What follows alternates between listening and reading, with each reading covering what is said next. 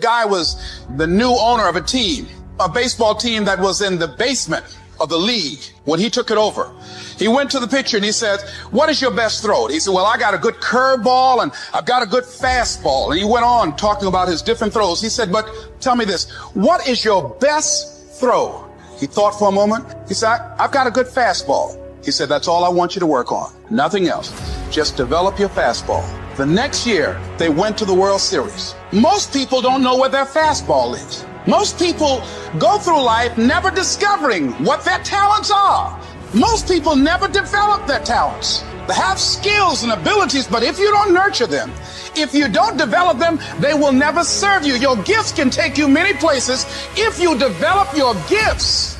And you'll be surprised at the things that you're able to do. When you learn how to block things out, when you learn how to keep thine eyes single, learning how to concentrate, learning how to focus in, deciding that you're going to focus to develop your skills, you'll be surprised of the ideas that will come to you, of the people that you'll be able to attract, of the opportunities that you'll be able to see. You'll begin to see things that have been standing there looking you in the face saying, I can't believe this has been here all this time. Compare yourself to who you were yesterday, not to who someone else is today. Because you need to have a hierarchy of improvement. You need to be aiming for something. And that means you're going to be lesser than people who've already attained along that dimension.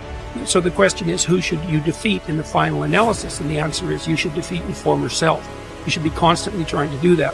And you're the right control for yourself too, because you're the one who's had all your advantages and disadvantages. How bad do you really want? You gotta hear me. People talk about Oprah Winfrey, Ted Turner, Warren Buffett. Listen to me. I don't care how much money you make. You only get 24 hours in a day. And the difference between Oprah and the person that's broke is Oprah uses her 24 hours wisely. Your brain will trick you. You are your own worst enemy. Because life doesn't give you what you want. It gives you what you deserve. And if you haven't worked for it, if you haven't sacrificed for it, if you haven't given your all, then you don't deserve it and you won't get it. Here's the problem I find most people have.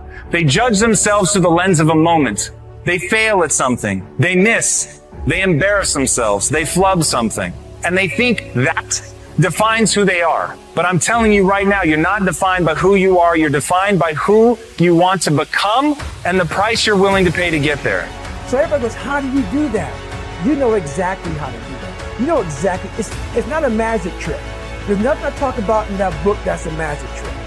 It's all back down to a very primitive mindset of we just have to do it. It's like breathing. Breathing becomes normal. Like, you didn't know that we're doing it. That's how you have to live your life. When that alarm clock goes off at 4 or 5 in the morning, your mind says no. You would say, this is what we do. It's what we do now. Because to get to where you want to go, the amount of pain involved, I'm not saying physical, I'm not saying you got to break yourself off. The amount of mental pain of how many times you're going to have to do something that you don't want to do to get to where you want to go. Is going to be, there's going to be more times you do something that you don't want to do than you are going to want to do. And that's your new norm. That's your new norm. So then it's like breathing. And then once you do this over and over and over again, it becomes like breathing. I don't want to live this lifestyle, but to get to the other side of this, I have to. So if you really want it, you realize what trying is and what trying is not. How do you overcome the suffering of life? Is be a better person. That's how you do it. Well, that's hard. It takes responsibility. And I think, if you said to someone, you want to have a meaningful life? Everything you do matters. That's the definition of a meaningful life. But everything you do matters. You're going to have to carry that with you. Or do you want to just forget about the whole meaning thing and then you don't have any responsibility, because who the hell cares that you can wander through life doing whatever you want, gratifying impulsive desires for how useful that's going to be, and you're stuck in meaninglessness, but you don't have any responsibility. Which one do you want? Well, ask yourself, which one are you pursuing? And you'll find very rapidly that it isn't the majority of your soul that's pursuing the whole meaning thing, because, well, look what you have to do that. You have to take on the fact that life is suffering. You have to put yourself together in the face of that. This intense focus on one goal is not easy, but it is all important. Orison Swett Marden wrote, "The giants of the race have been men and women of concentration who have struck sledgehammer blows in one place until they have accomplished their purpose. The successful men and women of today are those of one over, mastering idea, one unwavering aim, men and women of single and intense purpose." Marden also said that every great man has become great. Every successful man has succeeded in proportion as he has confined his powers to one particular channel. Single-minded concentration in the direction of your dreams will intensify your desires and increase your emotional drive toward your goal. This intensity of concentration will activate the law of attraction and begin to attract people and opportunities into your life to help you to achieve your goal. The more you think about your goal, the more it will come to dominate and direct your life. The more you think about it, the more rapidly you will move toward it, and it will move toward you. You're already in pain. Get a reward for it. Like, you're already in pain. So at the end of the day, everything is already messed up. So why would you go through all that pain and not get something for it? Like, it doesn't make sense. Like, it doesn't make sense to put all those hours in. Okay, yeah, it was football, but it doesn't make sense to put all those hours in and not transfer those hours to something else. It doesn't make sense not to recycle the pain and get wealth or a successful life, a successful spouse, like whatever, have kids, whatever it is. And so for me, just going through my go-through, I was like, it can't end here. Like, bro, it can't end here. I worked too hard.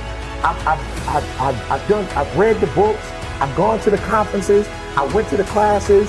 I got the degrees. Like, it can't end with just life is going to deal me this hand, you know. And so I truly feel, and I don't want to promote gambling, you know, but I gambled, you know, as a young adult to make money, and I watched guys who had a royal flush lose because of the giddy and the excitement. I'm like, oh, he got something. You know what I'm saying? Okay, take what I have and leave. But I also watch people who had nothing in their hand with that poker face actually act as if they had a royal flush and win. And so I learned early, like, yo, it doesn't matter if you grow up rich. You still got to play your hand. It's not like life says, all right, you rich, so you're not going to have any, your parents will never get cancer. You know, nobody in your family will ever have multiple sclerosis. Like, you'll never get COVID. You're rich. It doesn't work like that. Like, you still have to do life regardless of how you come into life. And I think some people feel, well, if you come into life and everything is great, then that's the way you live life. But no, it doesn't matter. If you come in great, if you come in poorly,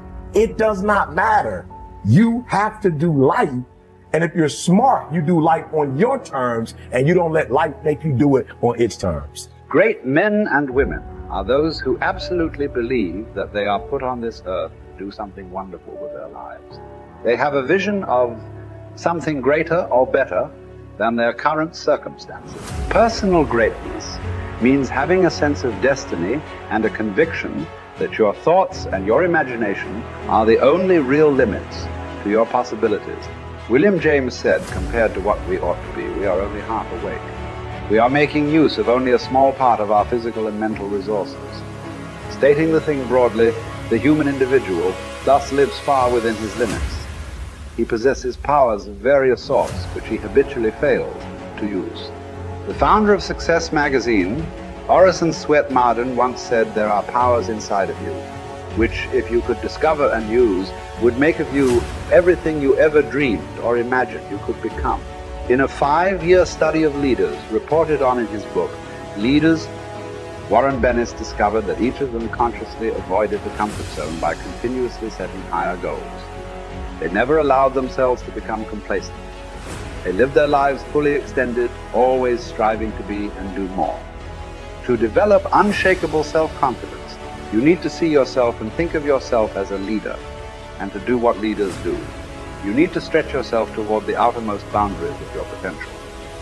You need to set goals that draw out of you the very best that is in you. You need to work toward objectives that cause you to feel a sense of mastery and peak performance.